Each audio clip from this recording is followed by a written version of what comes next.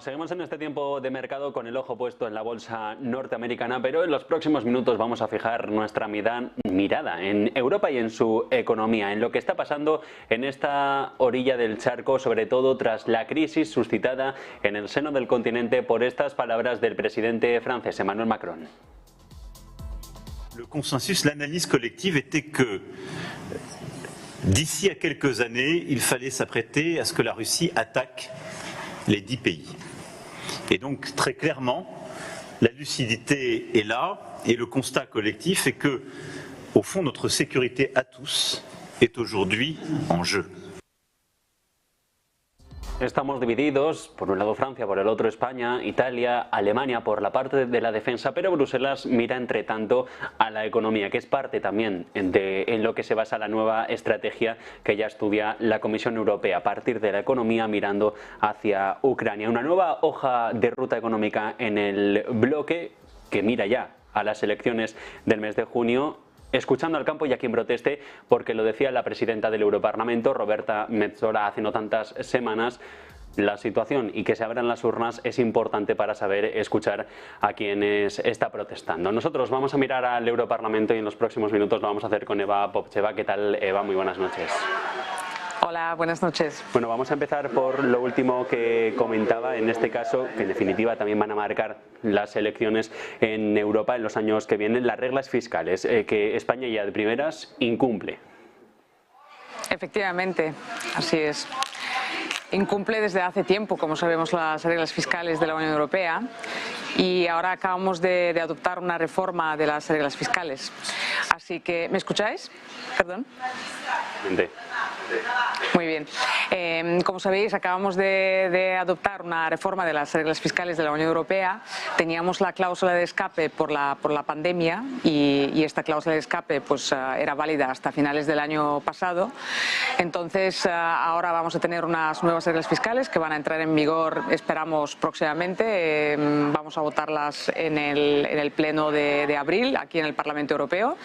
Y, por lo tanto, va a ser muy importante para España de cuadrar las cuentas, por fin, porque sabemos que tenemos una deuda insostenible del 110% del PIB y sabemos que los objetivos de la Unión Europea lo que nos marcan es una deuda que no vaya más allá del 60% del PIB y un déficit estructural que tenemos en España de 3,8-3,9% en vez del 3% que es el objetivo de la Unión Europea. Y lo interesante o lo malo en este caso es que aunque tenemos un crecimiento económico y aún así no hemos sido capaces de bajar nuestro déficit estructural y de bajar realmente la deuda que tenemos. Entonces, con las nuevas reglas fiscales va a ser muy importante de cuadrar las cuentas, pero también de hacer unos planes fiscales a medio plazo y no cortoplacistas como hasta ahora está haciendo el gobierno.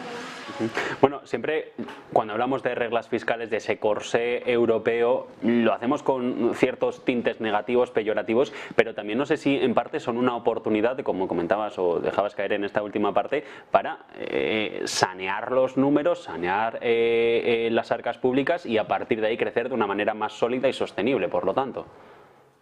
Efectivamente, lo que no deberíamos olvidar también es que tenemos una moneda común, el euro, y por lo tanto por eso tenemos esta necesidad de coordinación fiscal entre los Estados miembros.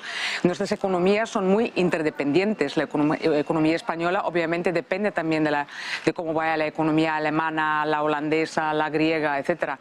Y lo mismo les ocurre a ellos, que para ellos también es importante que nuestra economía vaya bien, porque tenemos unas economías muy interdependientes y tenemos la moneda única y por lo tanto no es ninguna sorpresa y esto lo sabían todos cuando entraban en este club de la eurozona y de la Unión Europea.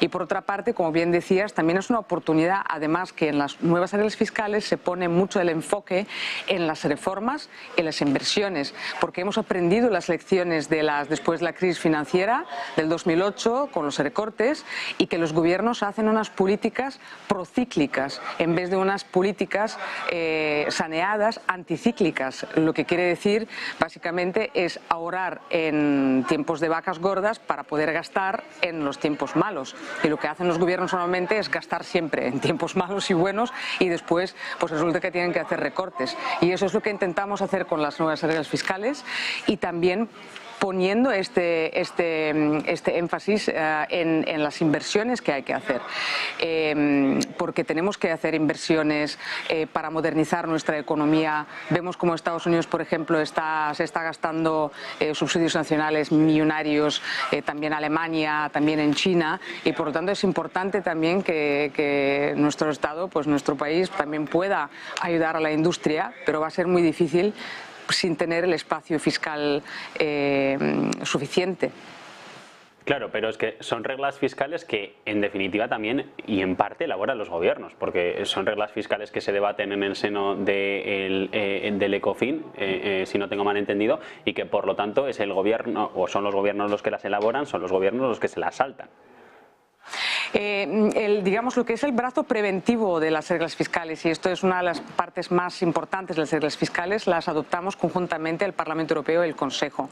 Allí, digamos, teníamos que ponernos de acuerdo y nos pusimos de acuerdo hace unas semanas, y ahora vamos a confirmar este acuerdo en el Pleno del Parlamento Europeo y también en el ECOFIN, como bien decías.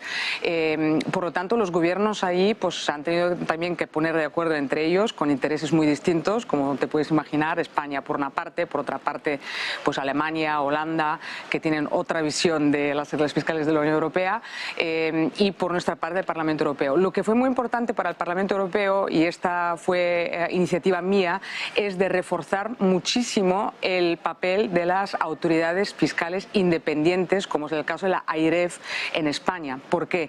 Porque esta vez lo que va a ocurrir es que son los gobiernos que van a presentar sus planes fiscales, no para tener una especie de apropiación, porque hasta ahora, como sabemos, pues muchas veces dicen, bueno, esto nos viene impuesto por Bruselas. Ahora no van a poder decir esto, porque ellos van a presentar sus planes fiscales, ellos tienen que explicar cómo piensan y en qué tiempo bajar la deuda y el déficit, con qué reformas, con qué inversiones, etcétera. Pero para hacer esto es importante contar con datos fiables, y lo que sabemos en España, lo que ocurre por ejemplo con el gobierno, es que muchas veces pues ponen encima de la mesa unos datos de crecimiento económicos hinchados, ¿no? Por ejemplo 2%, etcétera. Y después tenemos al Banco de España y a la AIREF que dicen, pues no, el crecimiento por ejemplo va a ser 1,7%. Y nosotros sabemos que un 0,3 de diferencia pues puede convertir tu deuda de insostenible en sostenible. Por lo tanto es muy importante. Entonces lo que yo propuse como enmiendas, y eso se ha adoptado, es dar un papel muy importante a las autoridades fiscales independientes, como es el caso de la AIREF, que tienen que producir una opinión, y esta opinión se tiene que tener en cuenta por los gobiernos, en este caso el nuestro, en España, cuando elaboran su plan fiscal, pero también estos informes, estas opiniones de la AIREF van a informar el debate público, van a permitir también a todos nosotros, también a la oposición política, de poder debatir sobre los datos y sobre los planes fiscales del gobierno. No sé si te da la sensación ahora que se ha asimilado en Europa la crisis del 2008, se reconocieron o se han reconocido los errores que hubo y ahora se está tratando de subsanarlos o al menos no volver a caer en los mismos. Efectivamente, es exactamente lo que ocurrió. Todos sabemos, por ejemplo, la troika, ¿no? Como sabemos que fue a Grecia, por ejemplo, a exigir ciertos recortes, etcétera. Pero para no tener que llegar a esta situación de una imposición, para decirlo así, los gobiernos tienen que hacer los deberes. Y hacer los deberes significa realmente una planificación a medio plazo y no cortoplacista como hacen los gobiernos y el nuestro en particular, ¿no? Entonces ahora lo que les vamos a exigir que hagan estos planes anuales fiscales, pero mirando en un plazo de 4 o 7 años de cómo piensan reducir su deuda, su déficit y con qué reformas estructurales, porque hasta ahora, como sabemos, pues la Comisión Europea y también el Consejo, o sea, el resto de gobiernos, y nosotros con Parlamento Europeo hacemos recomendaciones a los gobiernos para las reformas que tienen que hacer, pero esto muchas veces se queda en un papel mojado, y entonces a partir de ahora, con estas nuevas reglas fiscales, los mismos gobiernos nos tendrán que explicar qué reformas estructurales piensan hacer para reducir su deuda. Y te voy a dar un ejemplo. En el caso de España, algo que está muy claro es que hay que reformar el sistema de las pensiones. El sistema de las pensiones, el agujero que tenemos en la seguridad social, básicamente es un 3% del PIB. 3% del PIB es básicamente el déficit estructural estructural que nos permite la Unión Europea. Por lo tanto, sin una reforma de verdad, no solamente algún parche como se ha hecho hasta ahora por parte del ministro Escrivá en su momento, una reforma verdadera del sistema de las pensiones, no será posible de cuadrar las cuentas. Eva, me gustaría tratar un par de temas más a lo largo de esta entrevista. La primera, por el caso Koldo, este caso de presunta corrupción que ha habido aquí en España por el cobro de comisiones durante lo peor de la pandemia por las compras de mascarillas. Bruselas, lo conocíamos ayer, lo contamos en este mismo programa, va a investigar si se usaron para ello fondos europeos o no. Y claro, de cara a la galería y en las instituciones comunitarias, no sé hasta qué punto, de confirmarse una crisis política y de corrupción como esta, podríamos estar ante una Bruselas que ve cómo la confianza en España se mina poco a poco. Efectivamente, este es un gran problema de credibilidad, como bien indicas.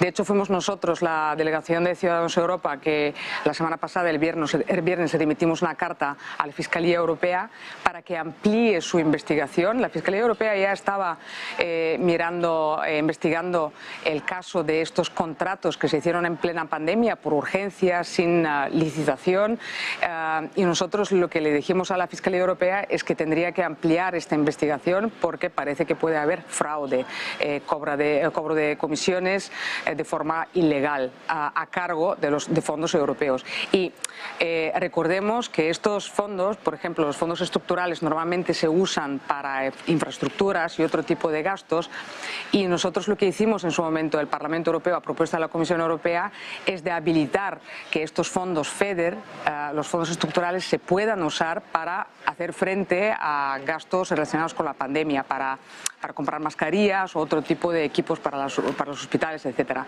Y también otros dos instrumentos habíamos aprobado. Son instrumentos de solidaridad por parte de nuestros socios europeos. España fue uno de los países peor golpeados por la pandemia. Y si ahora resulta que se han cobrado comisiones ilegales, millonarias, a cargo de estos fondos, la credibilidad de nuestro país, la verdad es que va a sufrirlo muchísimo también para el futuro, cuando necesitemos otra vez ese tipo de instrumentos. Y te aseguro que aquí, por ejemplo, en los pasillos del Parlamento Europeo, lo que nos están preguntando mucho nuestros compañeros europarlamentarios de otros países es que cómo es posible, que esto parece una trama además al más alto nivel. Estamos hablando de un exministro del Gobierno de la Nación y de varios gobiernos autonómicos. Bueno, y de hecho es un ministro que no ha dejado su acta de diputado, que se ha pasado del Partido Socialista al Grupo Mixto. ¿Esto podría suponer una amenaza para la recepción de nuevos fondos o ya está comprometido todo tal y como está pactado entre Madrid y Bruselas? Sí que puede tener algún efecto también para el resto de fondos, porque como sabemos nosotros tenemos, y esto lo adoptamos hace poquitos años, un reglamento de condicionalidad. Si en el caso de España no se depuran responsabilidades para esta presunta trama de corrupción, esto sí que en algún momento podría llegar a convertirse, digamos, a un ataque al Estado de Derecho y por lo tanto podríamos perder también fondos. Yo tengo la esperanza, y para eso está la Fiscalía Europea, de que la Fiscalía Europea, porque una vez entre, digamos, es la única competente para investigar estos casos, y esto no es ninguna casualidad. Lo que se pretende con la Fiscalía Europea es precisamente que actúe con absoluta independencia, porque no podemos olvidar también aquellas palabras del presidente Sánchez, que en su momento decía: ¿de quién depende la Fiscalía? Del Gobierno, pues ya sabéis, ¿no? Por lo tanto, yo no puedo excluir, y ninguno de nosotros, que en algún momento pues la Fiscalía Anticorrupción en España podría recibir algún tipo de presiones políticas, y por eso es muy bueno que tenemos la Fiscalía Europea, que va a actuar con absoluta independencia en este caso. Aquella entrevista del presidente del Gobierno en Radio Nacional hace ya varios años.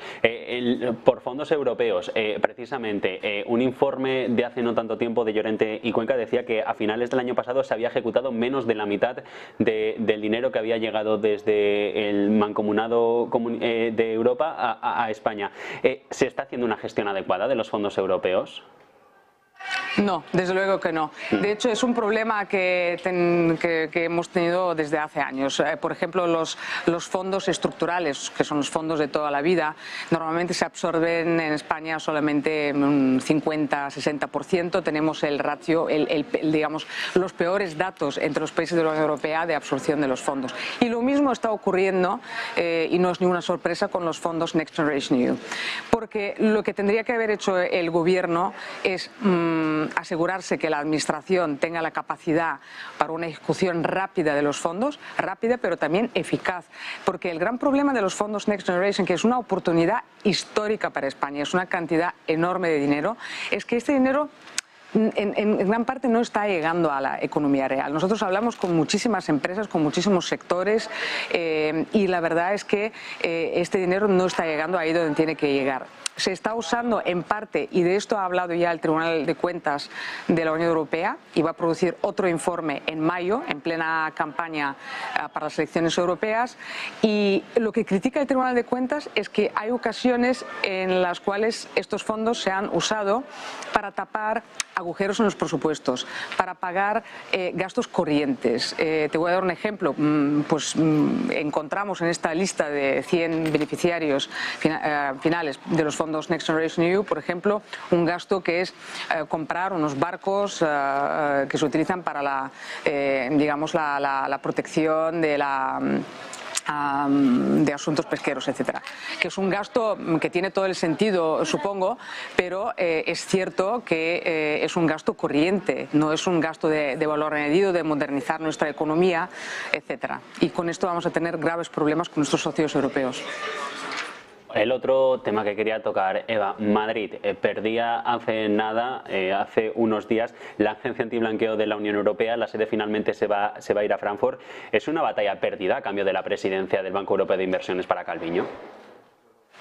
Yo no tengo otra explicación, os digo sinceramente, porque está claro que Madrid era una de las favoritas, tenía una de las mejores candidaturas. De hecho, así lo decimos aquí en el Parlamento Europeo, que hay básicamente dos favoritas muy claras, que son París y Madrid, y en el caso de Madrid, digamos, con la pequeña ventaja ante París, que no tiene ninguna agencia todavía, que es una de las pocas capitales grandes de la Unión Europea que no tiene ninguna agencia.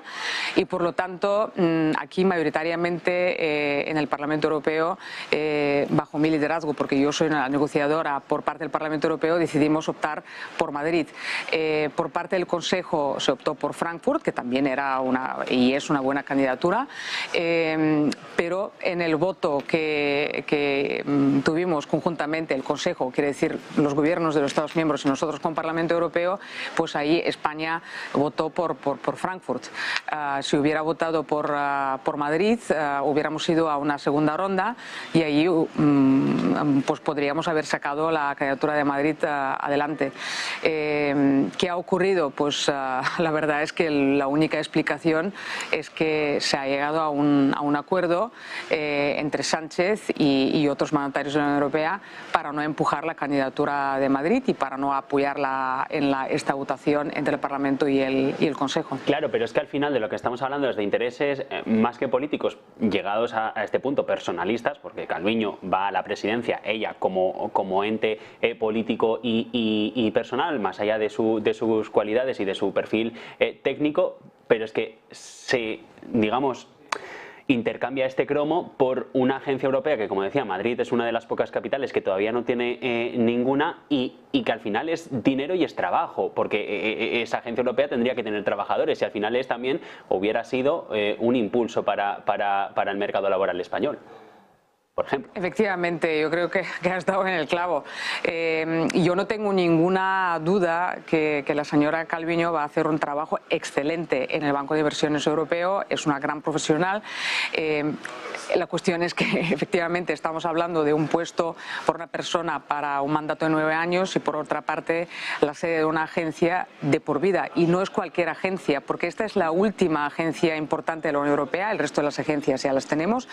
Es una agencia que es muy buena para la reputación, porque es una agencia contra el blanqueo de capitales y la financiación del terrorismo, para un país como España, que tiene un sector financiero muy desarrollado y además muchísima experiencia de nuestro supervisor nacional, la CEPLAC, contra el blanqueo de capitales y la financiación del terrorismo. Como bien decía, eso es una agencia además grande que va a tener unos 500 empleados. Obviamente no todos los 500 empleados vendrían del país que acoge, en este caso Alemania, la sede de la agencia, pero está claro que muchos de estos empleados se van a reclutar en el país que acoge la agencia. Por lo tanto, la verdad es que es una gran pérdida no solamente para Madrid, que también, pero también para España. Pues con estas claves nos quedamos, Seba, sin tiempo ya, pero seguro que antes de las elecciones volvemos a llamar a tu puerta. Buenas noches. Muchas gracias.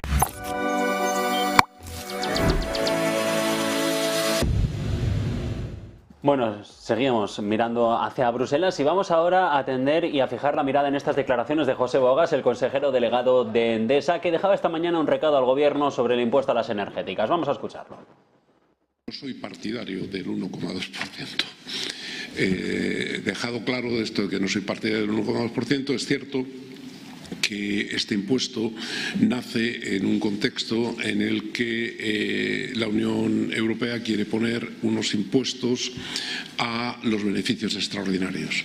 Ahora, contribuir solidariamente, como dices, no tiene ningún sentido que sea para siempre. Vamos a contribuir solidariamente. Por tanto, somos contrarios a que se mantenga este impuesto.